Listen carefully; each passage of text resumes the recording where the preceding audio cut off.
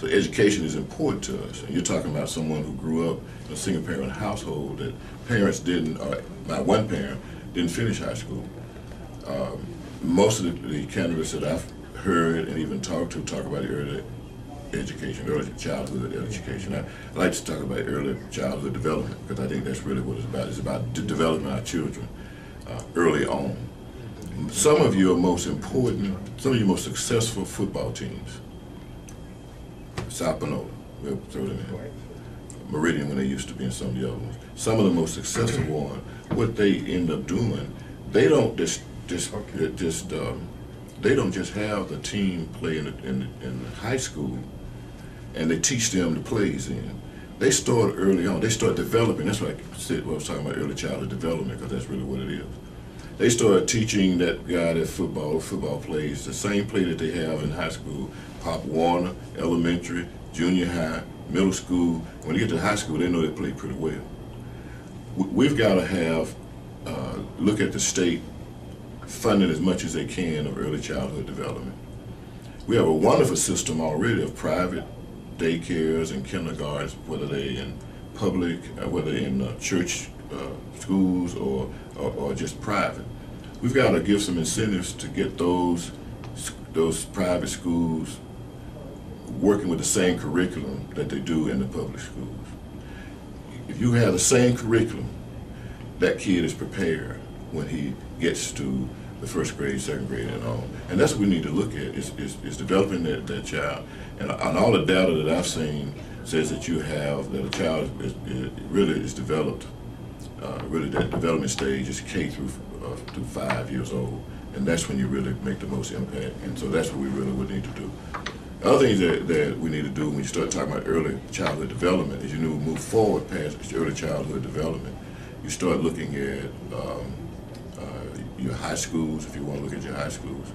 And I use a sports analogy again, like I did before, when I talk about the successful athletic programs. When you look at athletic programs, those athletic programs have the numbers right.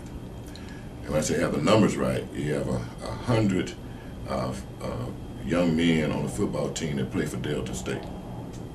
And they have 10 coaches. Ratio is 10 to 1. When you go to a classroom, it's 30 to 1.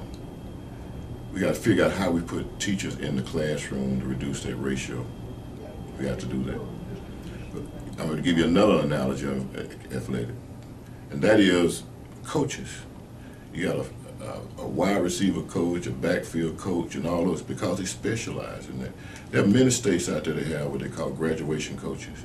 And those graduation coaches not only prepare that student, because there are certain students that need that extra push, that extra help.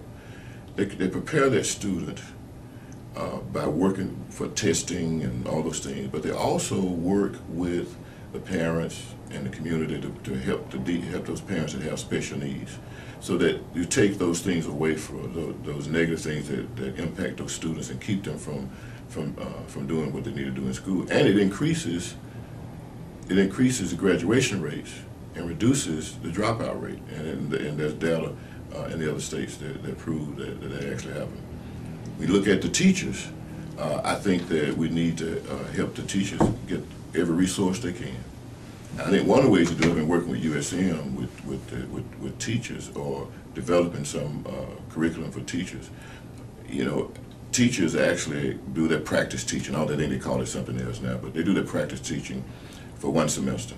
If that semester is during the fall semester, you have Christmas, you got Thanksgiving, and all these other holidays, which reduces their time in the classroom. And I don't know that one semester is long enough anyway.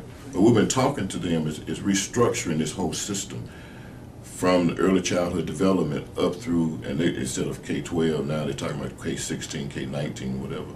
So actually look at those teachers and have them in the classroom with the students for a year and restructure their curriculum, so that their instructional curriculum, so that they're in the classroom with their student for a year, and they're in the classroom at the university, online or whatever else, to make sure that this is the career I really want.